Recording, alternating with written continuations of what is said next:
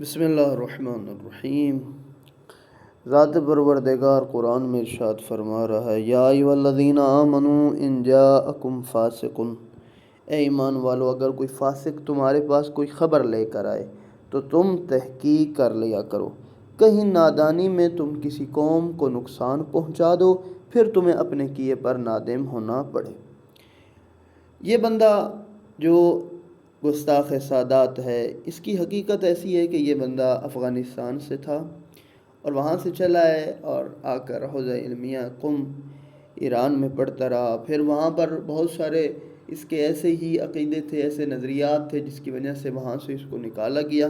یہ یوٹیوب پہ آیا، سوشل میڈیا پہ آیا تو اس نے ابتدا فارسی زبان میں کی، پھر اس کے بعد اس نے عربی زبان میں کی، پھر انگلش میں پڑھتا رہا اور انگلش میں مناظرے کرتا رہا۔ اس کے بعد جب اس نے دیکھا کہ میرا جو یوٹیوب اکاؤنٹ ہے وہ نہیں بڑھ رہا، یوٹیوب چینل ہے اب نہیں ہو رہا، جس کی وجہ سے پھر اس نے اردو زبان میں شروع کر دیا۔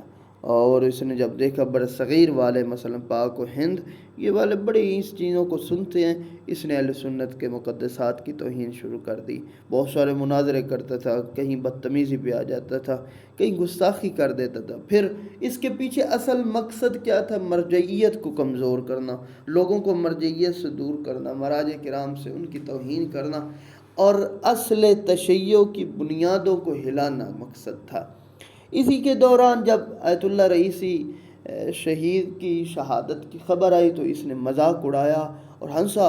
حالانکہ امام صادق علیہ السلام سے ایک روایت ہے کہ امام نے فرمایا کہ ہماری اولاد کا احترام کرو، تو انہوں نے کہا کہ ابن رسول اللہ اس سے مراد صرف امام ہے یا باقی ساری اولاد ہے؟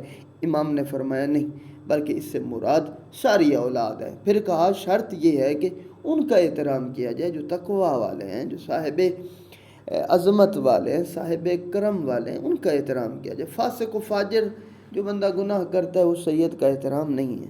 اور اس بندے نے گستاخی کی جس کی وجہ سے پورے مومنین کے قلوب کو زخمی کر دیا۔ جب پورا عالم، پورا کفر و نفاق و مشرک، ہر بندہ جو صاحب ضمیر تھا، چاہے سنی تھا چاہے شیعہ تھا، آپ نے دیکھا سوشل میڈیا کے اوپر کتنے ہی ایسے افراد تھے جو آیت اللہ رئیسی اور ان کی جو افراد ساتھ تھے رو رہے تھے۔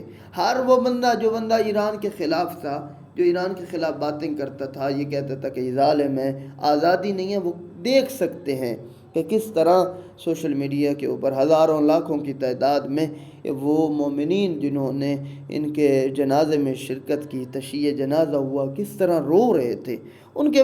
بہرحال جو بھی تھا یہ ایک بہت بڑا نقصان ہوا تشیع کو۔ اور اس بندے کے مختلف شکلیں آتی تھی، کبھی امامہ، کبھی ٹائی کے ساتھ، کبھی پینٹ کوٹ، کبھی کسی حالت میں آتا تھا۔ صرف چند ایک چیزیں اس کو یاد ہیں جو اہل سنت کے اوپر مناظرے کرتا ہے۔ آپ جائیں، آپ دیکھیں سوشل میڈیا کے اوپر جب بھی اسے مناظرہ ہوا تو یہ چند ایک صورتوں کے علاوہ، آیات کے علاوہ کسی موضوع پہ بات ہی نہیں کرتا، اور اس کو نہ آتا ہے۔